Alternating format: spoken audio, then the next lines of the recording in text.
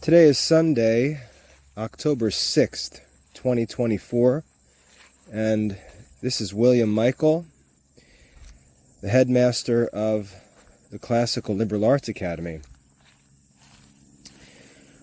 One of the problems that exists among Christians, especially in the modern church, is the obsession that Christian adults have with the deeds and decisions of their children. Christian adults spend most of their time talking about what they would like their children to do, talking about education, talking about faith formation, talking about vocations, on and on. And what they neglect as they do so is their own life. Catholic adults commonly neglect their own adult life. They consider their own life to already be established, or they consider themselves to have missed their chance. And so they look with hope to their children. I often receive comments like that. I receive comments with adults saying things like, "Unfortunately, I didn't get the chance to have a classical education, so I'm hoping that I can give my children the education that I didn't receive." And it's always this, "Woe is me, I missed my opportunity" talk coming from Catholic adults, and that talk is really nonsense. It's just completely false. We have this idea in modern society that learning takes place in school and that it takes place during one's formal school years. And so if you don't get what you need during your school years, whether it's K-12 education or whether it's in college, you've missed your chance. And again, nothing can be further from the truth. In fact, the reason why schools spend so much time talking about lifelong learning is that real learning is much more likely to take place outside of formal schooling than in formal schooling. And so I think we need to be very careful as Catholics to avoid this bad habit of excusing ourselves from doing things that are completely possible for us to do. We can study subjects that we haven't studied. We can learn things we haven't learned. We can do all sorts of things. We can start new careers. We can end up doing great things, engaging in all kinds of great ministries in our own adult life. And just because we didn't go to the best school as a kid, or didn't attend the best college, or we majored in engineering rather than theology, we can study things that we haven't studied, learn things we haven't learned during our adult years. And it would often be much more profitable, I believe, for us to focus on our own works rather than think that we can achieve things through our children. There's actually a number of reasons why expecting great things from our children doesn't make much sense. One of the errors that Catholic parents frequently make is that they take the grace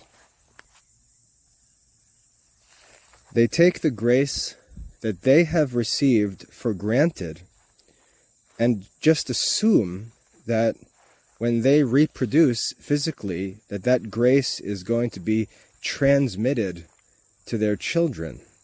And that's not true. And so often, the individuals who are actually in possession of great graces,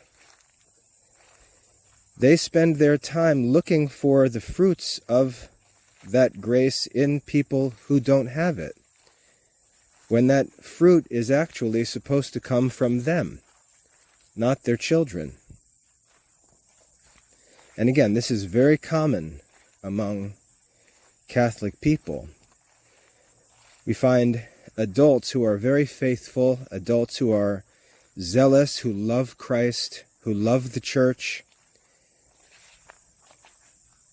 but they're not really doing very much. They're not studying, they're not engaged in ministry, they're relatively idle, and they've got all of their hopes channeled into their children, through whom they think they're going to somehow accomplish great things. And the truth is, they don't know if their children will even be in the church in 10 years. And so there's all of this misplaced hope in children, which can really just become an excuse to neglect works that we ourselves are supposed to be doing. One of the concerns that modern bishops have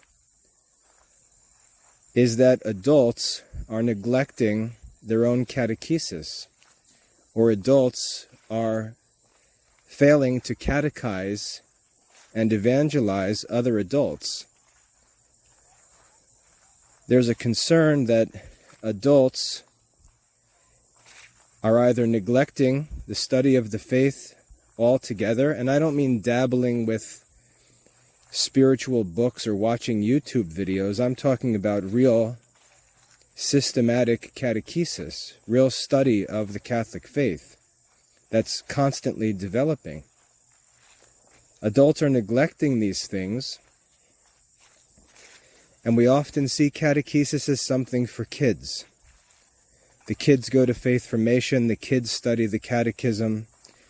We've got cute little St. Joseph catechism books for the kids, and it's all Sunday school activity, while the adults just putz around, largely ignorant, or just studying gossip or controversies in the church. But there's no systematic, continuous, progressive adult catechesis. And again, it's because we have this attitude that that stuff is for kids. So what I'd like to do is I'd like to challenge Catholic adults to stop thinking in this way. I'd like to challenge Catholic adults to stop making excuses for their own neglect of formal studies, for their own neglect of catechesis, for their own neglect of ministry, for their own neglect of vocational discernment. Think of how St. Paul challenges the Corinthians when he speaks of spiritual gifts. He says, desire the greatest gifts. So this idea that spiritual gifts are some sort of destiny sprinkled upon us at birth is not true. The grace that's in us is capable of being nurtured by our own collaboration, which makes us worthy of greater grace. And the grace that's been given us is supposed to be cultivated in this way so that we ourselves grow in grace, and we really can't neglect the grace in us and assume or presume that it's going to be duplicated in our children.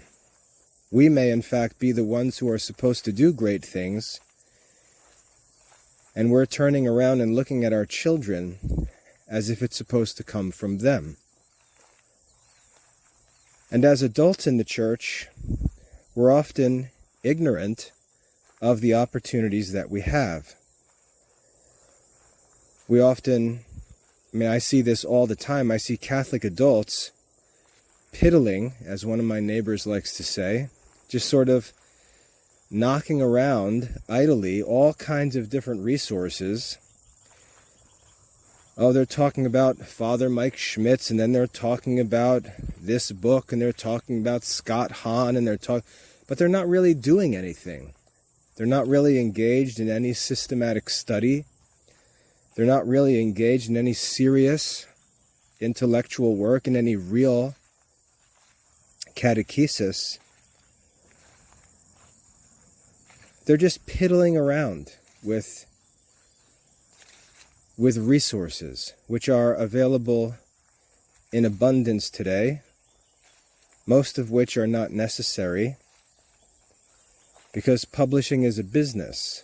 People are publishing all kinds of stuff just to sell stuff. How many new books does Bishop Barron really need to produce before we can say, I think we've got enough to keep us busy for a while? Solomon, in the book of Ecclesiastes, said, of the making of books there is no end. And he said that 1,000 years before Christ, over 2,000 years before the printing press even existed. Can you imagine what he would think if he saw the mess we have to deal with today?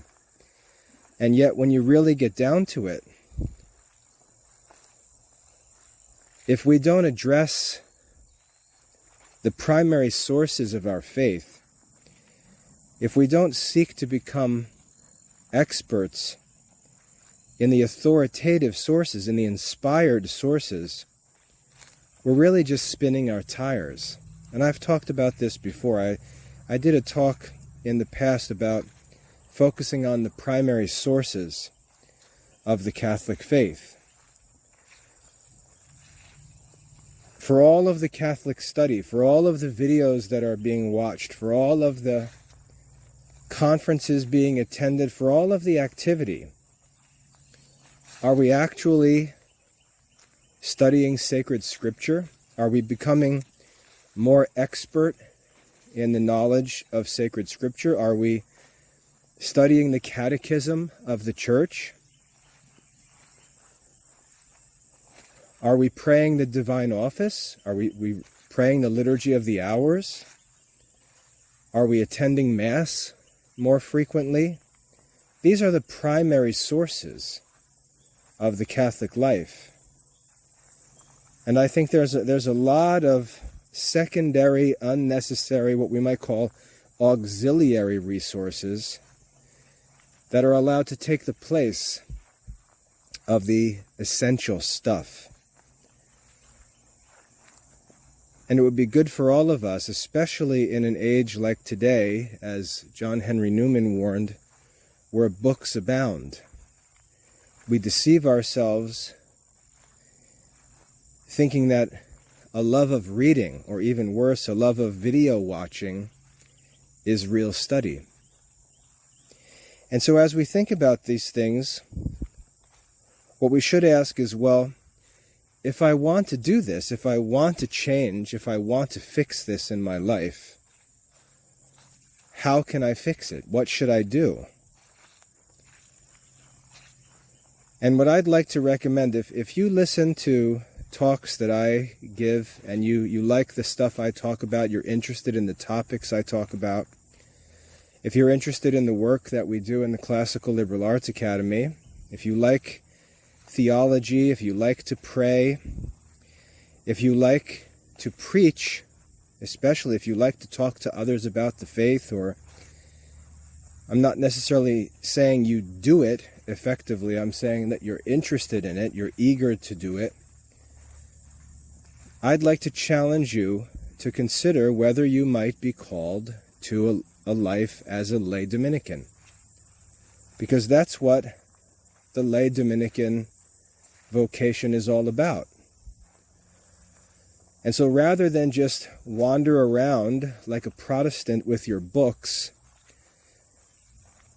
designing your own adventure through religious subjects or controversies, why not actually commit yourself to an established religious community with a very specific and blessed vocation. This is the idea of a charism, where your spiritual gifts lead you to have certain interests, certain passions, certain desires, certain things you care about. And those are not accidental. So if you're interested in these sort of things, rather than just wandering, rather than think that the only thing you can do is hope that your kids turn out okay and do what you didn't do. You know, we complain about people living vicariously through their children, usually with respect to sports and things like that, but Catholics do it with respect to vocations and studies and ministries. Rather than wander, rather than hope in others, why not consider whether you should pursue it yourself? And I'd like to encourage you, especially again, if you're interested in the sort of things I talk about, I'd like you to take seriously the opportunity to pursue a vocation as a lay Dominican. And I'd like to take some time to talk about what that means practically. So obviously, when you hear the term Dominican, you may think of the Order of St Dominic, you may think of the friars with black or white robes, you may think of the Thomistic Institute on YouTube, you may think of a number of famous saints like Thomas Aquinas or Albert the Great. And that really has to do with the first order of Dominicans, founded by St Dominic back in the 1200s, so 800 years ago. The first order of St Dominic is the part of the Dominican community which consists of friars, of men who are devoted to religious life. The second order of St Dominic is for the sisters, women who are devoted to the Dominican life as consecrated women, as religious sisters. These are, we see the Dominicans who work in teaching, for example. That's the second order of St Dominic. But St Dominic also recognized the importance and need for an order within his community for laymen and laywomen. And this is the third order of St Dominic. So from the beginning, the Dominican order has consisted of these three different orders or communities within the order, first being the friars, second being the sisters, and third being laymen and laywomen. And so again, just because when you were a kid, you were putzing around and you chose to go to college or get married and you quote-unquote missed the opportunity to pursue a vocation, that's irrelevant, because third order vocations exist in the church. And while you may have excuses for why you didn't become a monk or a friar or a nun or a sister, you have no excuse for why you can't become a member of a lay community, a third order. And it's not just Dominicans that offer this, it's also Benedictines, Franciscans, Carmelites. But this is why I say, pretending that we're dependent on the children choosing vocations is one of the reasons why I think we have a vocations crisis, because the adults themselves aren't seeking to fulfill vocations available to them, and they leave it for the children, and then the children seem to grow up with this attitude like, well, I'm not doing it if you don't have to do it. And so we give the children a wrong view, a hypocritical view, really, of religious vocations. So St Dominic, way back in the 1200s, founded the Third Order of Dominicans, which consists of laymen and laywomen. And you might be surprised to learn who some of those lay Dominicans were. Because when we look back at the history of the Dominican Order, some of the most famous Dominicans were actually laymen. And you might be surprised by this. If I were to ask you, who are some of the most famous Dominicans in history, you might say, well, St. Dominic, obviously, but then there's St. Thomas Aquinas. That's about as famous as you can get. You can also say, well, St. Albert the Great was a Dominican. You can say St. Katherine of Sienna was a Dominican. St. Martin de Porres was a Dominican. St. Rose of Lima was a Dominican. And we can go on and on. Many, many Dominican saints through history. A number of Dominican popes in history. 2 Dominicans were just named this week as new cardinals.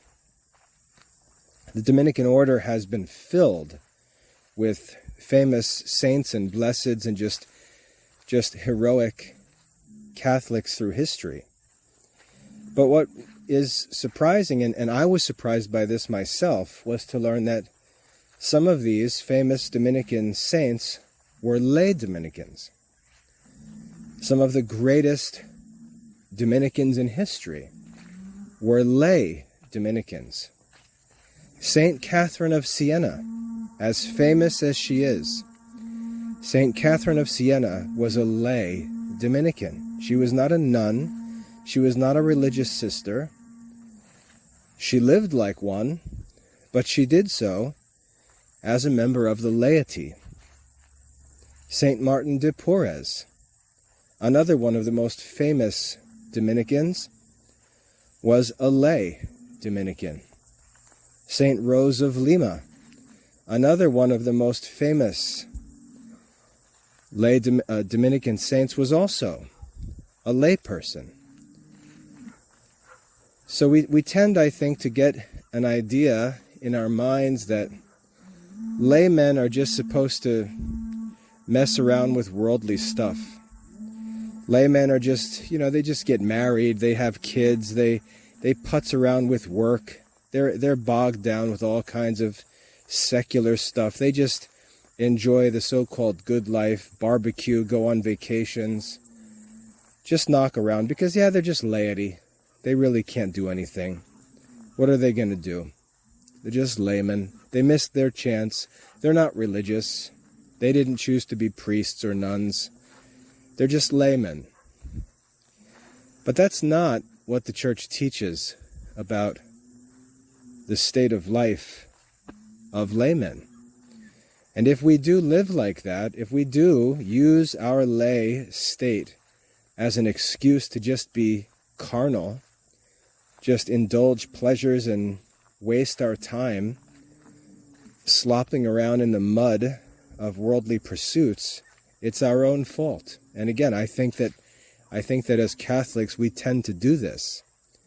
I think we tend to think, look, I'm just a layman, so I'm free to just, sit back and watch the football games on Sunday, plan my next vacation, put some more hours in at work, maybe try to talk to my coworker.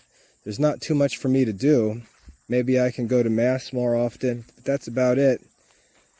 That's not a true vision of the life of a layman. We're invited to pursue a life devoted to the service of God that can be as fervent and fruitful as the life of saints like Katherine of Sienna,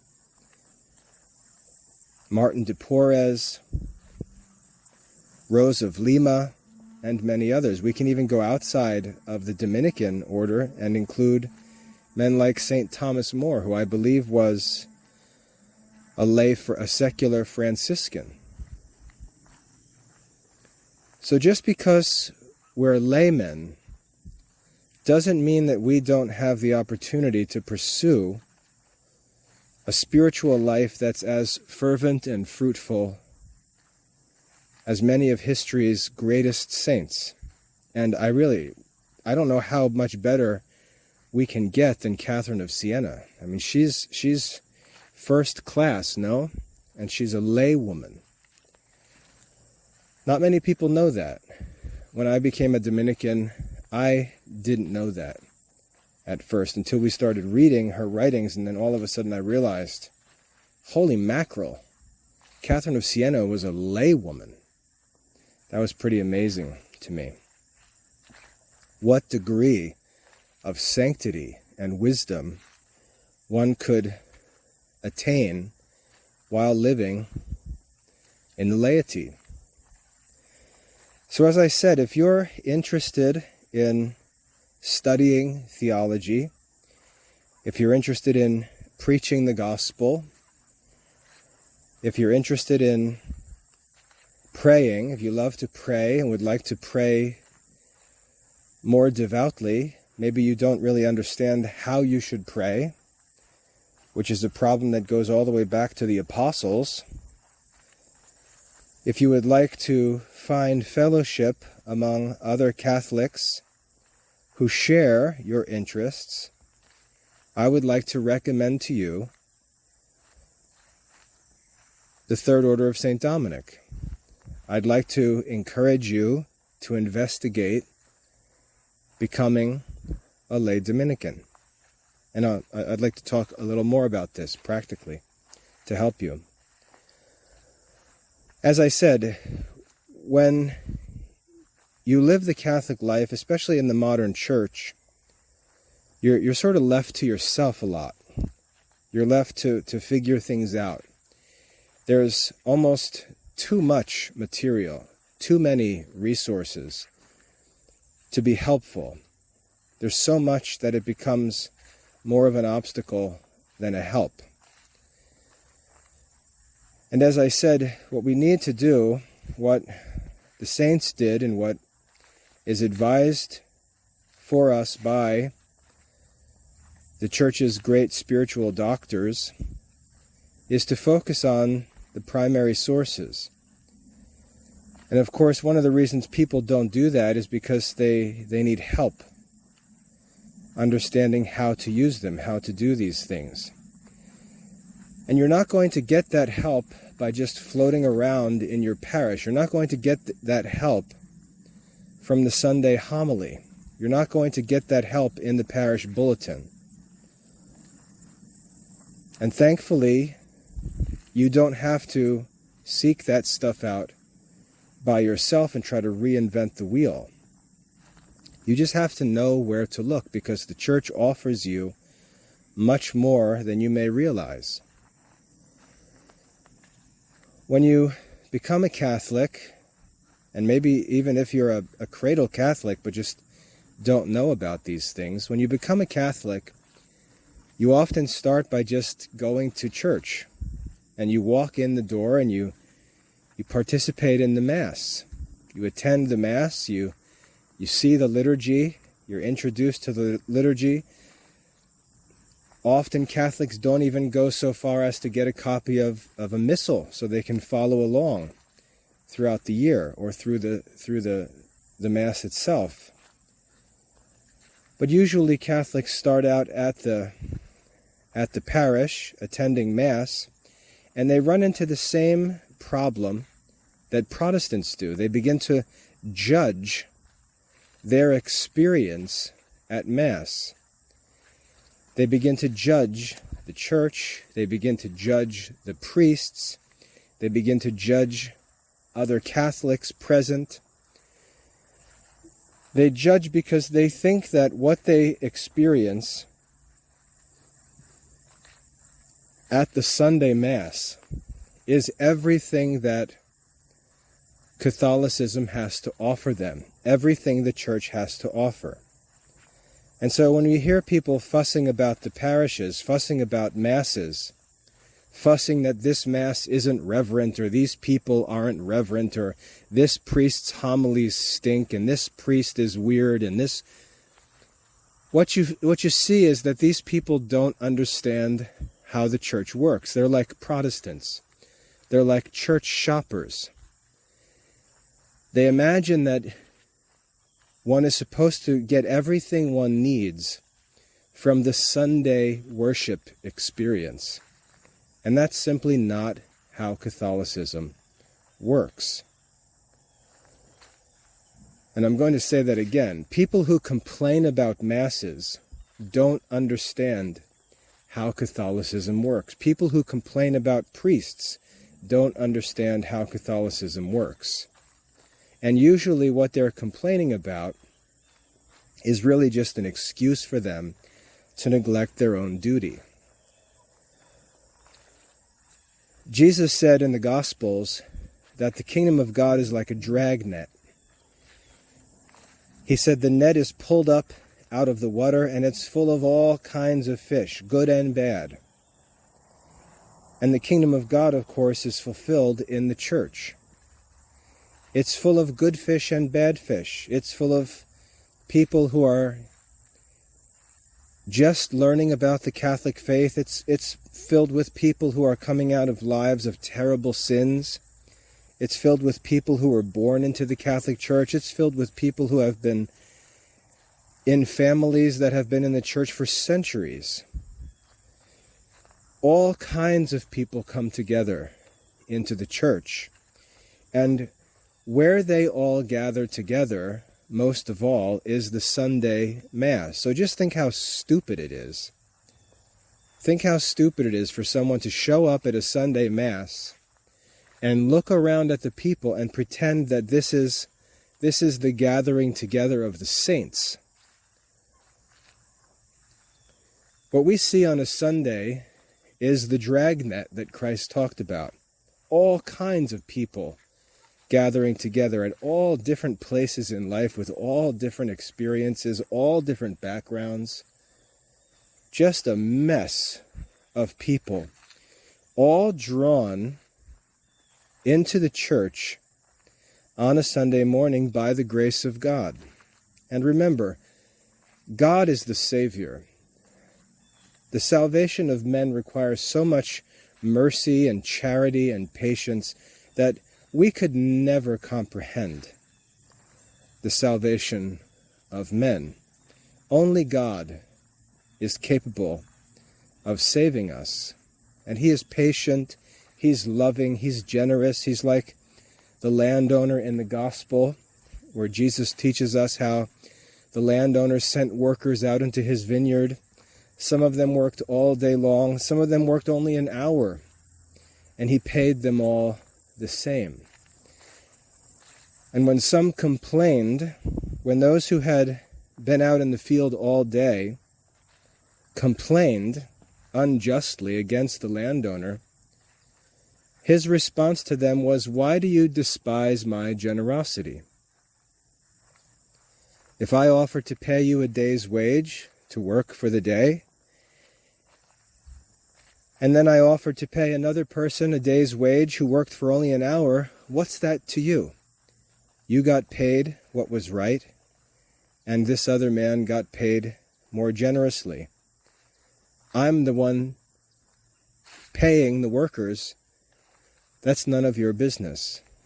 God is not like us. God is generous. He's merciful. He's patient. And the Church almost ridiculously manifests the goodness of God in just how diverse it is, how patient the ministry of the Church is, how generous the ministry of the Church is, and so on. And so when people go in with this Protestant attitude like I'm here to judge whether or not I'm going to be quote-unquote fed by the worship experience, it's clear they just don't know what they're talking about. They're like John and James asking Jesus if he would like them to call down fire on the people, or lightning it was. And Jesus says, basically, you have no idea what you're talking about.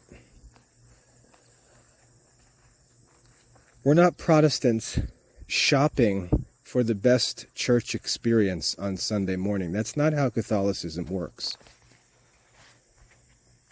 The Sunday service, the Sunday Mass, is the gathering of all of the people in the area.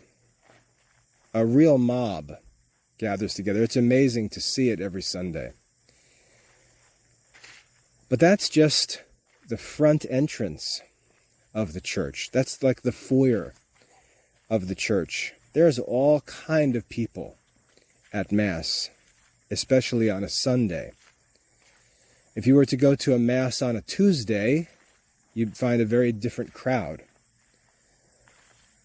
But the Sunday Mass is not to be judged as if it's everything the church has to offer us.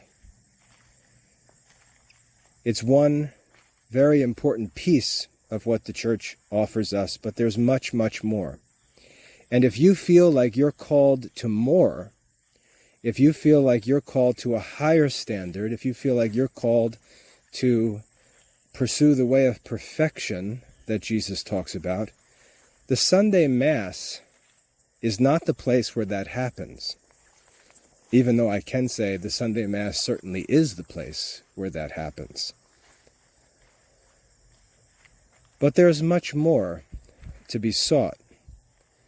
And I would argue that if you're complaining about your experience in the parish or in the church, the problem is you. You're the problem, because you're not doing what you should be doing. And I can tell you, if you're doing what you should be doing, you'll never complain again, because you'll realize that the source of the problem in your spiritual life is always you. It's always you. I can guarantee that you're not even making the most diligent possible use of the most basic ministries of the church, even the sacraments, even Mass and confession alone. It's hard enough, if you're humble and honest, it's hard enough to participate in the sacraments as frequently as we're urged to do. It's difficult enough to focus on two things. Let's say daily Mass and monthly confession. It's hard enough in the midst of a responsible life in the world, it's hard enough to attend daily Mass and make a monthly confession. And if you can't even do that, how can you possibly be complaining that the church isn't doing enough for you, that the church isn't giving you enough? You can't even fulfill all that's possible through just two elements of church life, two sacraments, the Eucharist and confession. So as I said, when you come to rightly understand your own spiritual life, you'll see that the church is never the problem. The church is never failing to do what you need the church to do. The failures will always be with you. And that's why a person who understands these things rightly won't be the kind of person we find complaining about the Pope, complaining about bishops, complaining about priests, complaining about parishioners, complaining about church buildings. They'll be going to Mass for one reason, and that is to confess their own sins and seek absolution through the merits of Christ.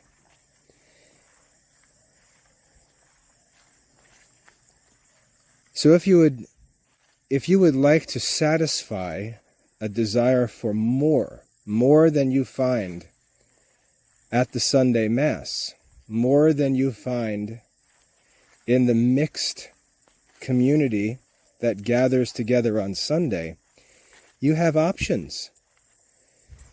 And one of those options, as I said, is a calling to life as a lay Dominican. So what does that actually mean? Well,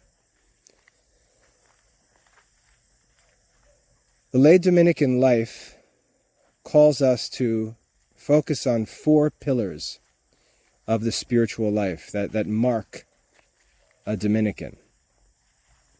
4 pillars, 4 focal points, 4 essentials of the spiritual life.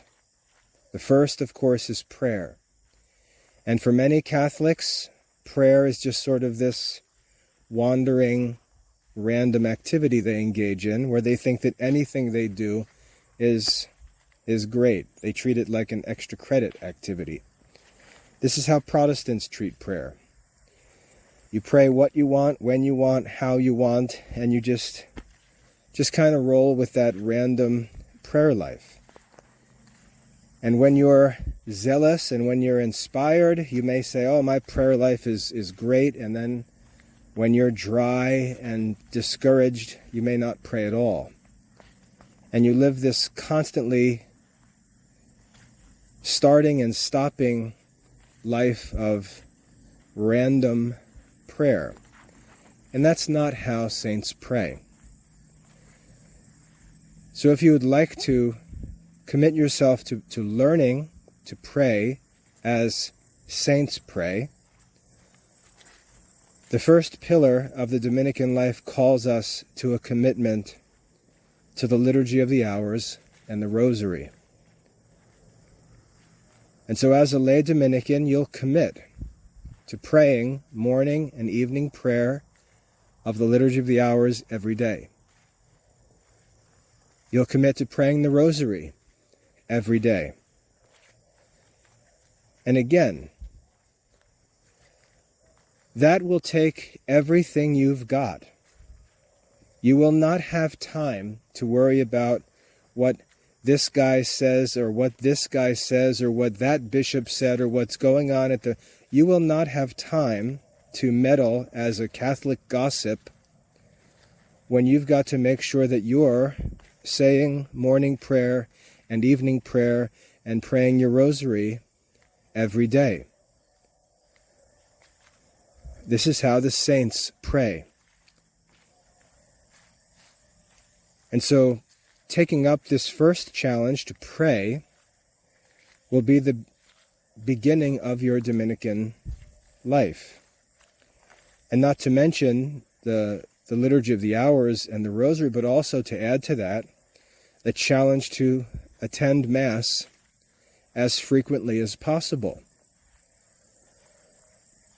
What's amazing to me is for all the criticism that priests get, priests are offering Mass every single day. Every day. It's really crazy for me to think of lay people who criticize priests and just ignore the reality of what priests actually do every single day. And again, if you're focused on your own prayer life, you're not going to have any time to worry about what other people are doing in their prayer lives. Your prayer life is going to take everything you've got. So the first pillar of the Dominican life is prayer. Praying the Liturgy of the Hours. Praying according to the direction of the Church. Praying the Liturgy of the Hours. Praying and participating in the sacraments. Praying the Rosary, which was given, by the way, to St Dominic and is a Dominican devotion.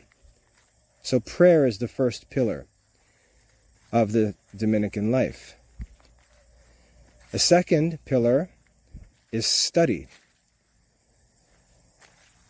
Now again, as a wandering individual Catholic, You may think that you study because you just dabble in this and dabble in that, and you may have 1,000 books with bookmarks somewhere in the midst of them, and you pick this up and read it and put that down and and you're kind of free to wander. You just wander around, dabbling in books, and you imagine yourself to be some great student of theology. But this randomness, if you really boiled it down and listed what you studied, you would find that it's not a very impressive list of studies. In fact, you probably grossly exaggerate in your own mind what you study. And as I said before, it's possible to spend all of your time studying the equivalent of spiritual junk food, rather than the real meat and potatoes of Catholic faith and morals. In the Dominican life, we as a community commit to the study of master texts in Catholic theology. We really focus on a number of key sources, a number of selected resources that we study as part of our formation, and then as our ongoing study and catechesis. We commit to the study of sacred scripture. We commit to the study of the Catechism of the Catholic Church. We commit to the study of scholastic theology, the writings of Thomas Aquinas, and related writings. There's a very clear focus in Dominican study, and we commit to that as a community. So it's not just random individual meddling with books. It's a focused, scheduled, systematic, strategic system of formation and study. And of course, you're free to go beyond that, as I do with my work in classical Catholic education, but just the study of the formation materials alone is challenging. And we do it as a community, so there's accountability, which you don't have when you're wandering alone. And like I said, the danger of self-directed spiritual life is that you usually overestimate what you actually do. So the second pillar in the Dominican life is a commitment to study, to the study of theology and scholastic philosophy. So again, if you're interested in what we do in the Classical Liberal Arts Academy, which is very scholastic, that may be a sign that you should look into life as a lay Dominican. So that's the second pillar. The third pillar is community. And again, this highlights the trouble of this sort of wandering, isolated, Protestantish Catholic who just roams to and fro through the earth, doing whatever he wants, imagining himself to be a great saint. When Christ came into the world, he came to establish the church. He came to establish a community of believers. And he said, "The world will know that you are my disciples by the love that you have for one another." So there's no Christianity without community. There's no Christianity without community. And we can see what happens to the isolated Christian. They usually start out criticizing whatever church they belong to, whether it's Catholic or Protestant. They start criticizing, and then they start church shopping. And over time, they deceive themselves into imagining that there's just no place worth attending. There's no community that consists of real Christians. And so they justify doing it alone. I'm just going to study my Bible and pray by myself. And it's obvious that anyone coming to that conclusion is not reading the Scriptures, because Christ did not come into the world to call men into isolation. He came into the world to call men into the church. And we find Catholics doing these things just like Protestants. I've seen and spoken with Catholics who get into this church-critical mentality where they say, oh, I reject the Second Vatican Council, and the church today is corrupt, and the Pope is a false Pope, and the Mass, the Novus Ordo Mass is corrupted, and it's actually sinful to participate in that Mass, and so you need to go to a Latin Mass where the Mass of the ages is retained, and blah blah blah. And if you keep the discussion going, you find out that this person doesn't live anywhere near a traditional Latin Mass, and he doesn't even go to Mass. And he's talked himself into this situation where he believes that he's saving himself from mortal sin by not going to the actual Catholic Church where he lives, but saying that because he's committed to the true Mass, and there's no true Mass anywhere near him, he's justified to just stay home. You can just see how this spirit leads you into this degeneracy where you end up by yourself, as if you're the only real Christian in the world. And the reason why that should be especially concerning to Catholics is because Protestants do the same thing. They start out criticizing the church, then they justify leaving the churches, and they end up just studying by themselves because they feel like that's the only place where there's real Christianity. The Scriptures actually warn us, I think it's the book of Hebrews, we're actually warned not to forsake assembling together with other Christians. So you're not reading the Bible and coming up with this holy idea. You're actually just disobeying Scripture. We're called into communion. And the charity that Jesus speaks of, by which his true disciples are known, is the charity which keeps that community together.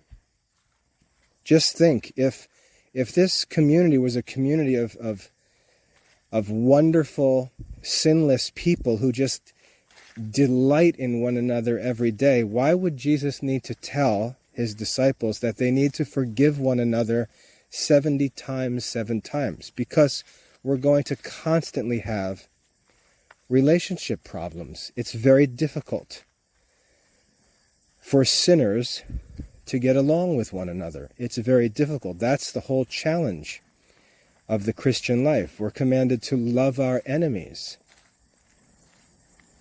I actually joke with my wife and kids. When I tell them that I love them, I tell them I love them because Jesus commanded me to love my enemies. And so they never have to worry about me ceasing to love them, because I must. But that's the reality of the Christian life. That's why we don't get divorced as Christians. Love is not just a delight in people who are like us, a delight in people who do everything that we like. Love is a commitment to actually do good to other people for God's sake. That's charity. And you practice charity in community. Now, there is the general community of the church at large, the Catholic Church throughout the whole world. There's also the general local community, the parish, which is composed of people who just happen to live where we do geographically. But beyond that, there are communities that develop, and these are approved by the church, communities where people who share particular interests, particular gifts and graces gather together to share in those unique gifts, unique interests, unique culture, unique pursuits, and so on. And so in the Dominican community, in the lay Dominican community, you can gather together with people who are interested in these things. It's not everybody's job to pursue these things. It's not your parish priest's job to be St. Thomas Aquinas. It's not your parish priest's job to provide you with the benefits and resources and opportunities that are available in a Dominican community. If you want those things, you need to go and become a member of that community and participate in that community life. And if you don't want to, because you're lazy or you're selfish or you're too arrogant to actually be part of well, you can see how that highlights that there's something wrong about the way you think of the Christian life. You should be able to participate in a community, and you need to, because it's important for at least one part of your formation as a Christian, which is human formation. Your human formation as a Christian comes through your life as a member of a community. And we have lots of different communities that we live in. Our family is one community. The parish is another community. The city we live in is another community, and so on. We're responsible to live within these different circles of community life. And we expect different ends in these communities. We are responsible to do different things in these different communities. But the lay Dominican family is another community that we can enter into for the enjoyment of these special gifts or interests we have. And we don't have to seek them from the parish at large. And so you can see why criticizing the parish for not doing things that are to be sought in a smaller community doesn't make any sense. That's why I said when people complain about the parish, it usually reveals that they really don't understand how the Catholic Church works. So it's one thing to say, oh yeah, I read St. Thomas Aquinas, or I like to read about Katherine of Sienna, especially when she supposedly, criticizes popes, which is false. Instead of sitting there by yourself talking about Dominican saints, realize that they were members of community.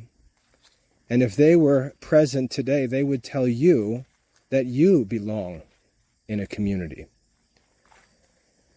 Also, since scholastic philosophy brings us into contact with Aristotelian moral philosophy, it's worth knowing that Aristotle teaches in the Ethics that the goal of our studies is not to simply know what's right, but to actually practice it. And again, since the greatest virtue is charity, and charity is practiced in community, not in isolation, becoming a member of a community, of a unique community, especially one that seeks greater devotion than is to be sought at a parish meeting like Sunday Mass, calls you into community, the third pillar of the Dominican life. So you become a member of a community. And then the fourth pillar of the Dominican life is an apostolate, actual work, the actual work of preaching. One of the mottos of the Dominican Order is to contemplate and to share the fruits of that contemplation. To contemplate and share the fruits of contemplation. So the question is, how will you share the fruits of this contemplative life? And we've got to have some way in which we do that. We've got to seek to not just be hearers of the word, but doers thereof. Not to just study, but to preach. Not to just gather, but also to distribute and share. And so we're challenged as members of the Dominican community to either work together in some group apostolate or find some apostolate that's relevant to the Dominican vocation. For example, in my life, my work in Catholic education is a large part, if not the entirety, of my Dominican apostolate. I work full-time in Catholic education, working to promote scholastic philosophy. The Classical Liberal Arts Academy is a part of my apostolate. These talks are a part of my apostolate. Within the Dominican community, now this past month, I was named formation director for our group here in Charlotte. That's now a part of my apostolate. So you've got to serve. You've got to put the faith into action, because faith without works is dead. And so there's a focus and an accountability to work and to actually put the faith into action in a uniquely Dominican way, to preach. And so we seek out as a community, with the help of our Dominican brothers and sisters, opportunities available through the community or just at the direction of members of the community. We learn to find ways in which to actually preach the gospel and fulfill the vocation that we have as Dominicans, which is the order of preachers, to go and to preach. So these four pillars, prayer, study, community, and apostolate, they're the pillars of this Dominican life. And you can see how we move from this sort of random, choose-your-own-adventure, sit around and criticize the ministry of other people because you don't feel like you're being served well enough by them to fulfill the potential that you imagine yourself to have.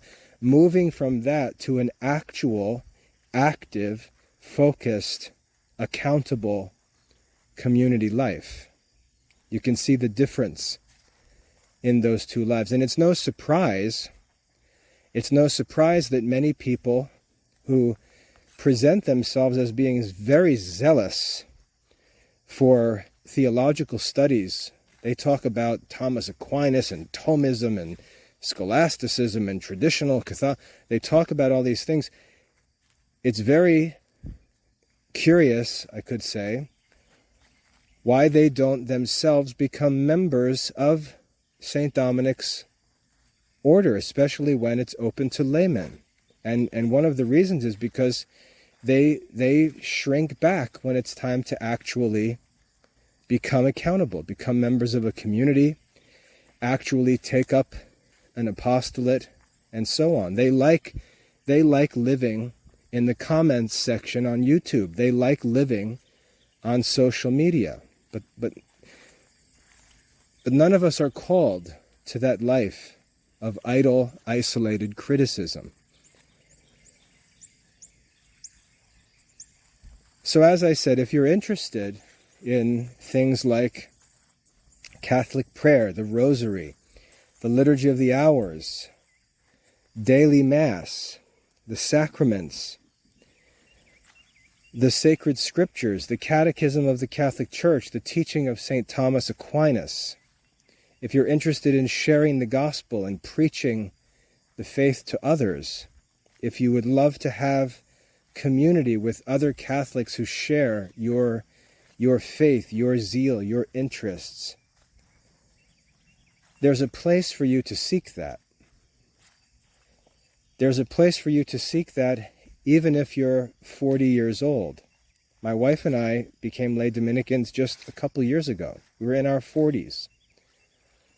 So rather than hassle your kids about becoming priests and choosing religious vocations, you could be asking yourself whether you should pursue a religious vocation.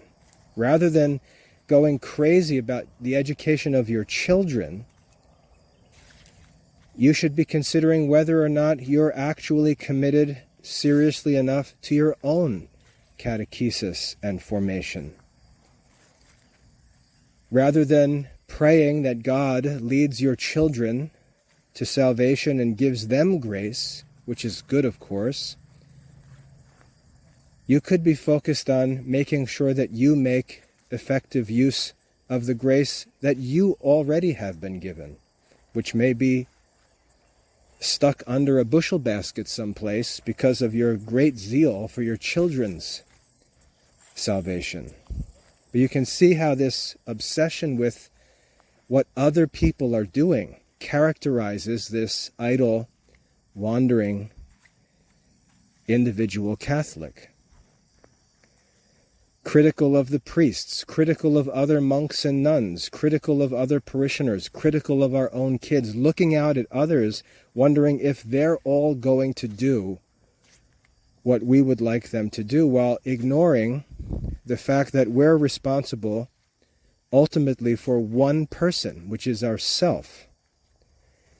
And if we were to examine ourselves, we would see that we ourselves are not doing what we're counseled by saints to do. We ourselves are not imitating saints, and yet we're fussing about what others are doing. So if you find yourself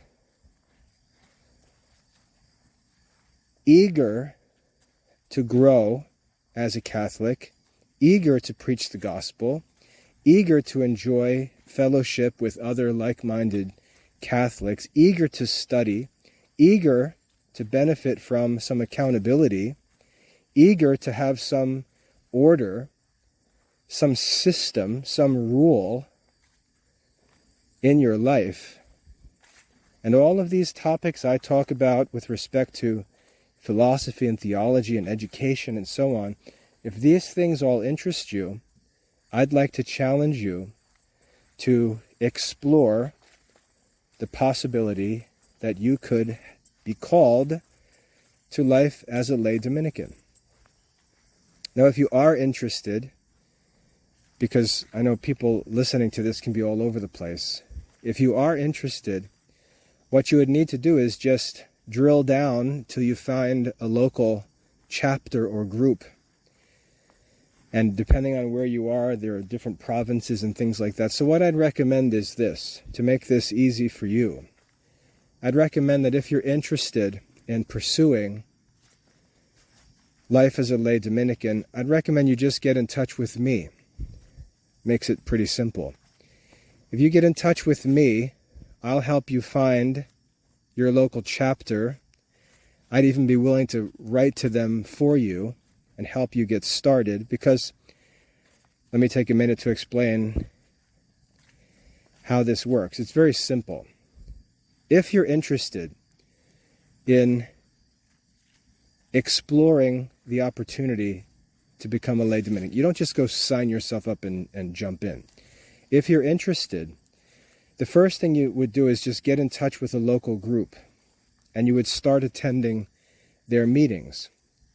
There's a number of years of formation, so you don't have to worry about anything. It's intended to lead people through a discernment process, help them learn about the Dominican Order, help them discern whether they're called to life as a lay Dominican, and then initiate them into that life. The first thing you would do would be to spend a year as what's called an inquirer, where you just learn about the Dominican Order. And so you would attend the monthly group meetings. You would study with your group. You'd have weekly meetings. You'd participate in the weekly group meeting. And you just learn about the Dominican life. You'd learn what it means to be a Dominican. You'd learn a lot of the stuff I've already talked about in this talk. And most importantly, you'd learn what you need to do if you're interested. So that's just your first year, a full year of formation as an inquirer.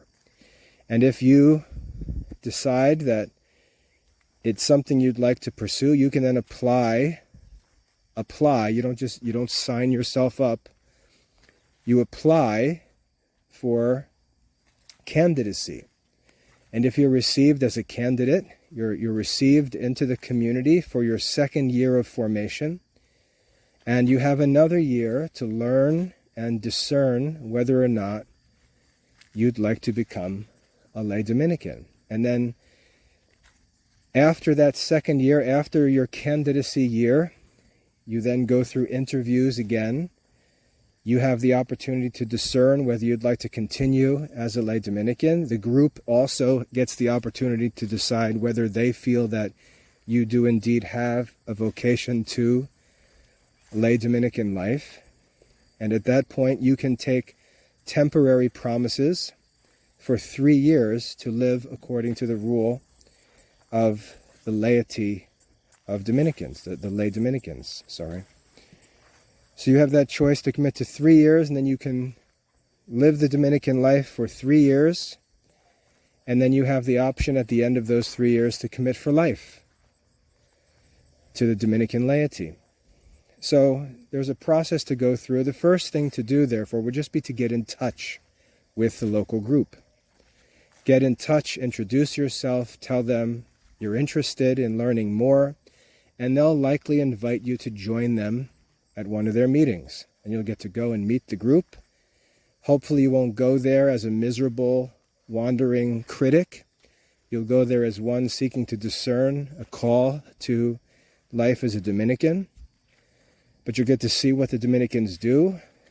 And I'm not going to get into that now because we're already long on this talk. But they'll likely just invite you to join them at their monthly meetings. And that's what I would recommend. So if you're interested and you're not sure how to get started, make that first step, just get in touch with me.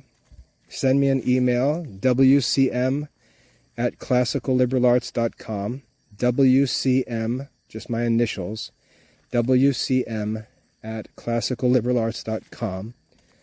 And you tell me where you live. I'll help you to find the local group, give you the contact information you need, or even contact them for you if you'd like, and help you to get started. So if you're interested in these things, and if you want more out of your Catholic life, I invite you to consider life as a lay Dominican. And also know that there are other options as well. As I mentioned at the beginning, there's secular Franciscans, Benedictine Oblates, Third Order Carmelites, and so on. So it's something to consider. Rather than obsessing over others, ask yourself, am I fulfilling my own potential as a Catholic? Am I fulfilling or actualizing the graces that I've been given as a Catholic? Because there's lots to do. Lots of opportunities, great opportunities for those who are eager to serve God in the best way possible. And you're not limited to what you find at Sunday Mass. I hope that's helpful. God bless.